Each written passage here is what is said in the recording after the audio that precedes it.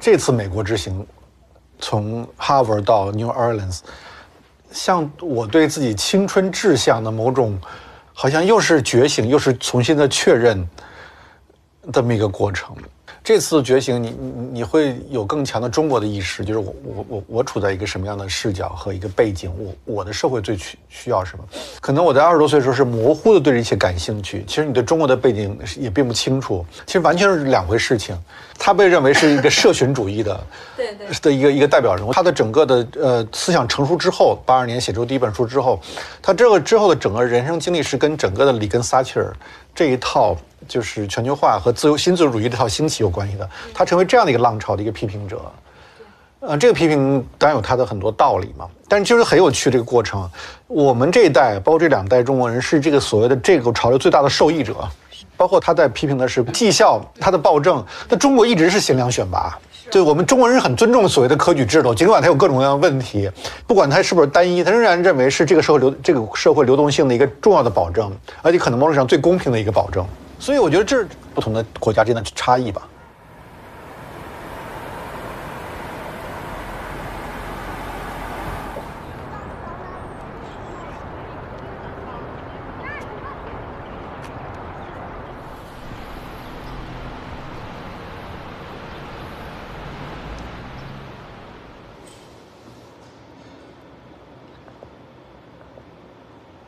我们这叫是等待哲学是吧？等待哲学。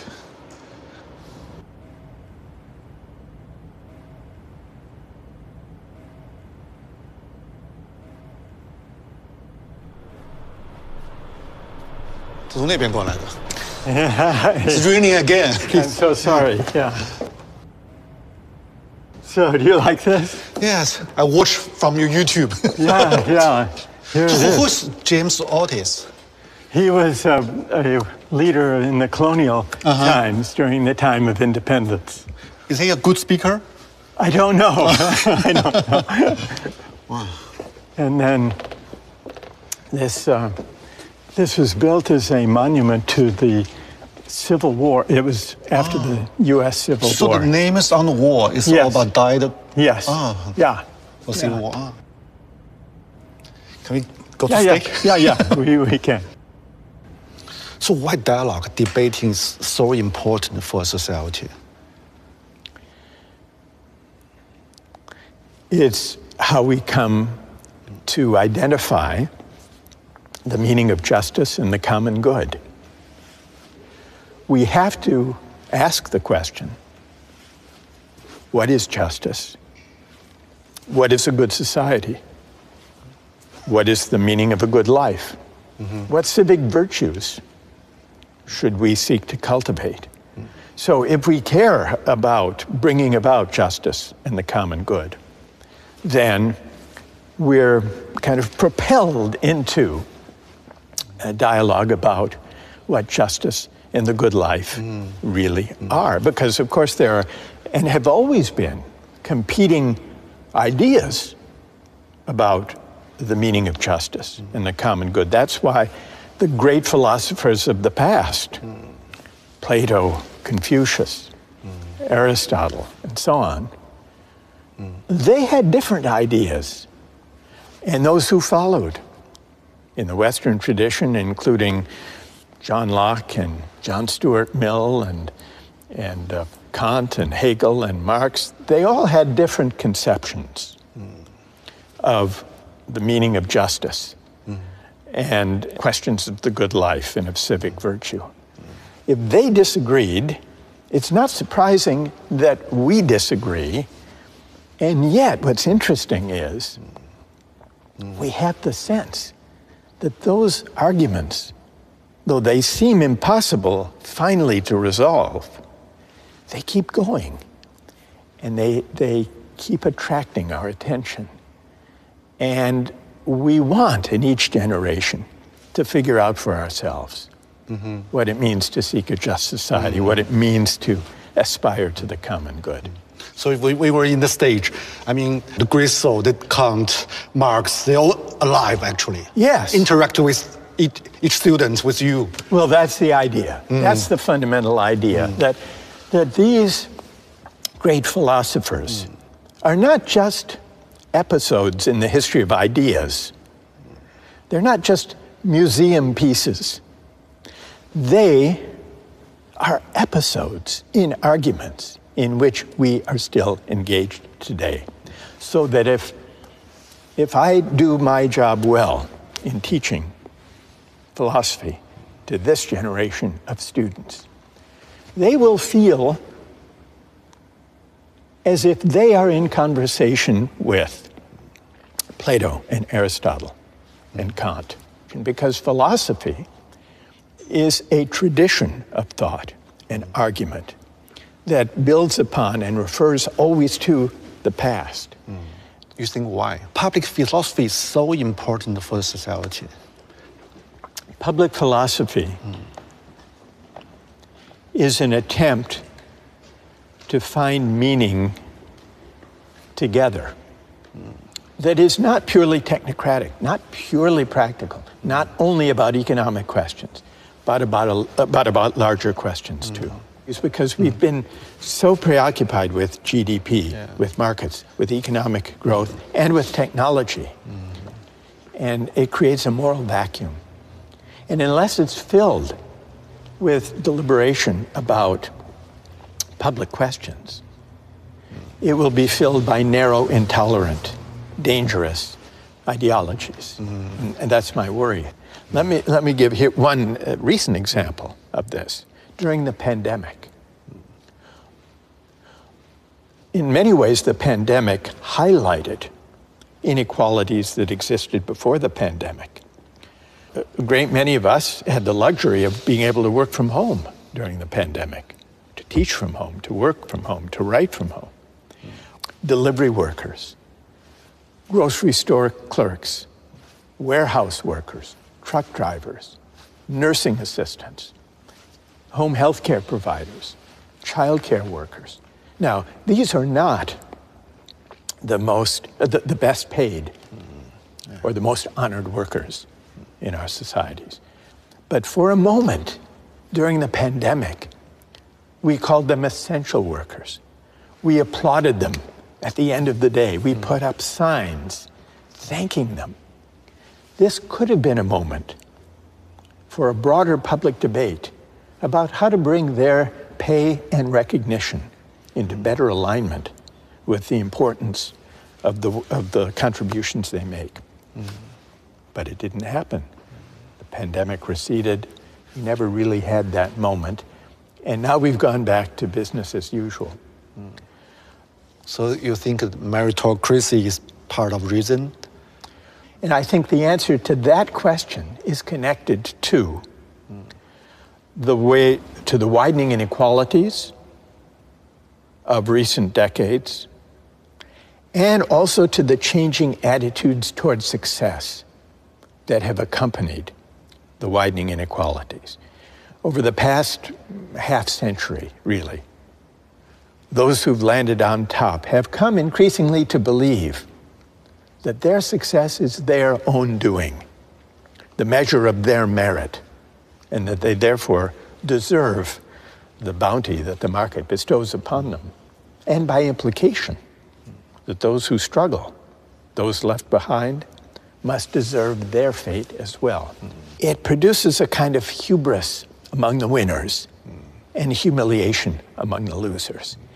It teaches the winners, if I believe that I achieved whatever I achieved through my own efforts, through my own doing, because everything was fair, then I'm likely to inhale too deeply of my own success, to forget the luck and good fortune that helped me on my way, to forget my indebtedness to those who make my achievements possible.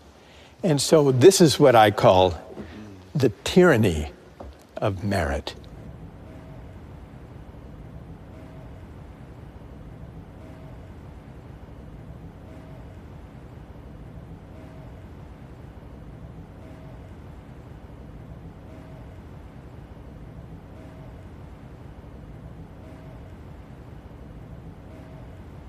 Bring Michael Jordan here. I'm sure you can get him.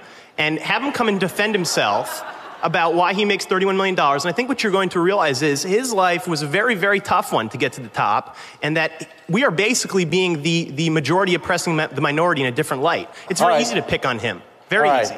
Effort. You know what Rawls' answer to that is? Even effort depends a lot on fortunate family circumstances for which we can claim no credit. Psychologists say that birth order makes a lot of difference in work ethic, striving, effort. How many here, raise your hand, those of you here who are first in birth order? I am too, by the way. Mike, I noticed you raised your hand. If the case for the meritocratic conception is that effort should be rewarded, doesn't Rawls have a point that even effort, striving, work ethic is largely shaped, even by birth order? Is it your doing, Mike? Is it your doing that you were first in birth order? So why should income and wealth and opportunities in life be based on factors arbitrary from a moral point of view? This way of thinking about success has deepened the divide between winners and losers. It has led the successful to look down on those who struggle, and it has led many working people who do not have meritocratic credentials of fancy university degrees to feel that the work they do is not valued, is not respected in the way perhaps it once was, to feel that in a highly technological, highly professionalized, credentialized society, that elites look down on them. This has always been present, always been part of the American story. But it's been, at least at times, kept contained, underground, at the periphery. The brighter ideals and aspirations predominated. When I was growing up, and through the 60s, for example, the civil rights movement, and the fight for racial justice, and the protest against the war in Vietnam, and the attempt to combat poverty with the Great Society. But from 2016, it became elevated with the presidency of Donald Trump. We've struggled more directly and more conspicuously, more frontally with the dark side, finding public expression. On the stage now. On the stage, public expression, rather than kept at the margins and at the periphery. And finding a voice in the media, and in social media especially. And now in a presidential campaign that will be a rematch of the one from last time. We've seen as a backlash against elites, especially against well-educated elites, professional elites. Donald Trump has been very effective at tapping into the grievances of people who feel they've been left behind and looked down upon. Humiliation. The politics of humiliation. And it's this sense of humiliation, I think, that opened the way for the politics of grievance that Donald Trump has been able to exploit. In the United States today, and in many parts of the world, is a politics of anger, resentment, and grievance without mutual recognition, without recognizing the value of the contributions that people make from different walks of life. We will not really begin to address the resentments that now afflict our politics and have accentuated some of the darkest strands in social life.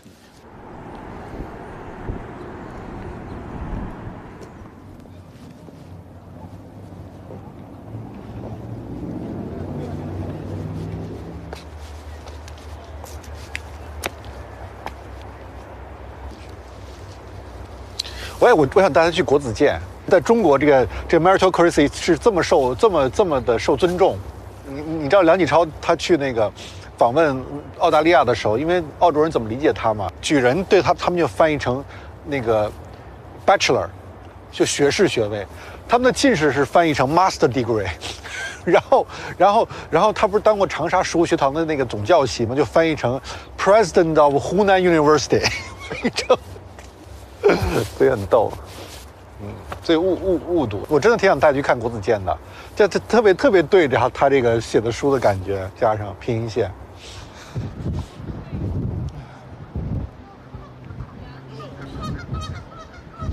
I'd like to invite you to offer your views about an incident, a story that I read about, where a 17-year-old boy sold his kidney. You all know the story. He bought an iPad and an iPhone.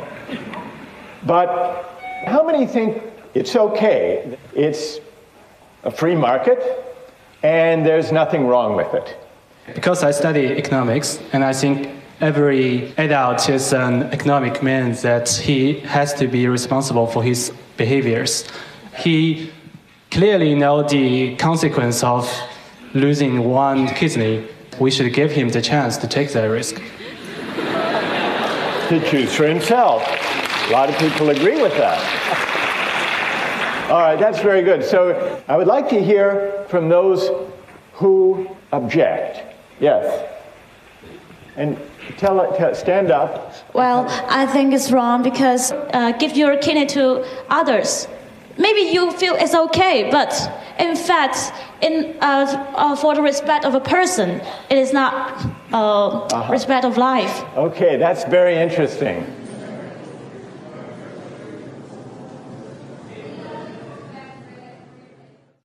Even facing the same concept like justice. Yeah. You see the difference from different countries? Yes, yeah. It's prompted me to reflect on why there are these differences when I encounter them. When I had these conversations with young people in China in the 2000s, what struck me was, first, they did have very strong pro-market moral intuitions, as I mentioned. And I would put a lot of examples to students and to the audience, asking them whether they think this or that social practice should be governed by money or by other norms. So I put questions like this. What struck me was the moral intuitions about buying and selling were similar in the US and China. In Eastern Europe, it was similar. In Poland, for example. Most European countries, it was quite different. You think why? Why? Similar mentality? I think it's because, especially in the early 2000s, that China had experienced, the young generation had grown up with the market reforms. And it had been a period of tremendous economic growth. It's kind of freedom for them. Yeah, it was an expression of freedom and rising affluence, but especially of freedom. But at the same time, they were looking for meaning that markets could not provide. And so the search for meaning persisted even after the market triumphalist moment. And I think that one of the reasons that people were drawn to the Justice book was this sense that there are moral meanings that lie beyond markets and beyond economics. What do you think? Yeah, maybe we're facing two choices or different choices. We can't choose the best one. There are no best one. Just less evil. Just less evil one, maybe. But I wouldn't regard these as closed alternatives. I would ask a different question. How is it possible to combine the benefits of market arrangements and technological innovations with sources of meaning, deliberation, dialogue, reflection that can answer to higher human purposes and ends. Our mistake is not to use markets to organize economic activities. Our mistake is not to hope that technological innovations will deliver real improvements to the way we live our lives. Our mistake is the tendency to think that markets and technology by themselves can define human purposes and ends. They can't. And when we put too much faith in them, when they become a kind of faith, almost a kind of religious faith, markets and technology, then we're bound to be disappointed. And when the disappointment comes, the disappointment may take harsh, dangerous forms. So the situation is so complicated. What kind of solution we can provide? We try to build dialogue, but very difficult. I think we need to focus less on arming people for meritocratic competition and focus more on contending with inequalities of income and wealth, but also inequalities of honor, recognition, and esteem. And this means we have to renew the dignity of work. We have to broaden our conception about what counts as a valuable contribution to the common good.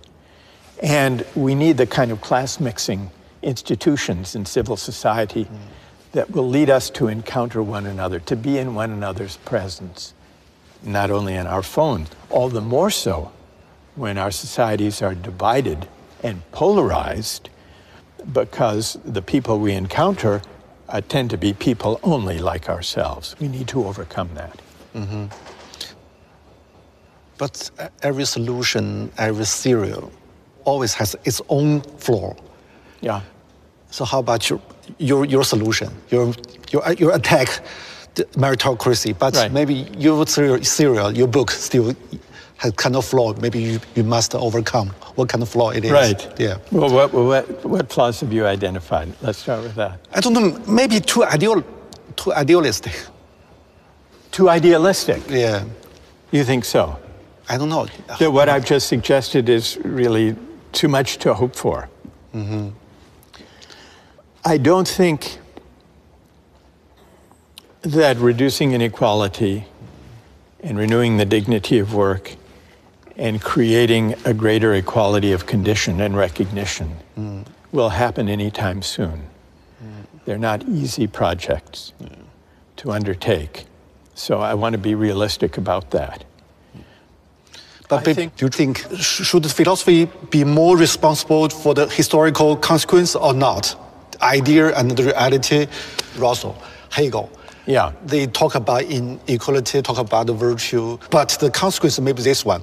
Yes. Yeah, extreme opposite. Yes. How to see the paradox?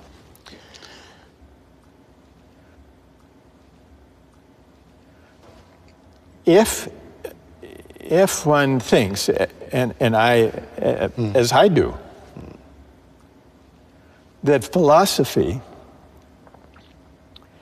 is always situated in the world, that philosophy should attend to the world, then philosophy cannot be indifferent, and the philosopher cannot be indifferent to the way in which various people or parties or movements implement philosophical ideas. So there's always an interplay between political practice and the philosophical ideas that inform it. And often they can go off the rails. They can go in very dark directions that the philosopher may never have wanted or anticipated. That's always a danger. That's one of the persisting dangers. of philosophy. The part of Hegel that has led political practice astray in wrong direction, that teaches that history has a single ultimate destination, and that it takes a certain shape, that has contributed to some of the dangerous movements in history who may have been inspired by the idea that history points in a certain direction, and that it's our responsibility either to let history unfold or to help history unfold to reach that final destination once and for all. I think the phrase or the idea, once and for all, is a deeply dangerous idea. And I think it's at odds with the philosophical spirit of questioning, contesting, offering competing interpretations. In your mind, in our time, which idea is the most dangerous idea in today's world? I would say that the forces today that are most dangerous are the versions of religious fundamentalism or of hyper-nationalism or of ideological purity that all draw in one way or another on the idea that moral truths and human truths are singular, that there's only one way of interpreting our past, there's only one historical end or destination, there's only one true way of interpreting religious and spiritual traditions. Because what this misses, well, it leads to dangerous politics, but it also misses the deep pluralism of the human experience. So how about the Silicon Valley philosophy? It's techno-driven ideology. It's I would say it's a version of this, because the most extreme versions of Silicon Valley techno-utopianism, some have a more specific term of transhumanism or singularity, because they too think that history is on their side.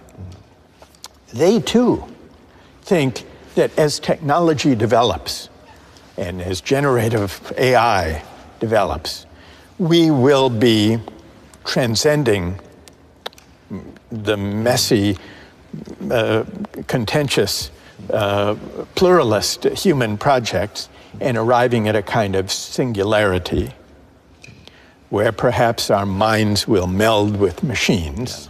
And the very idea that going to the moon or to Mars is kind of a natural outgrowth of this way of thinking, where they can start anew. It's the ambition really to start from scratch with a clean slate, to begin anew, unfettered, uncomplicated by disagreement, contestation, challenge, dialogue, controversy, where they can start anew and build a society from scratch that is not, as they might see it, weighted down by the controversies that arise whenever human beings gather in society. So there is something, it's fantastical, but it's also dangerous and hubristic, because it implies that they are the avatars, they are the pioneers, the initiators of this new frontier that breaks free from the messy need to negotiate, to discuss, to disagree, which is essential to the human experience.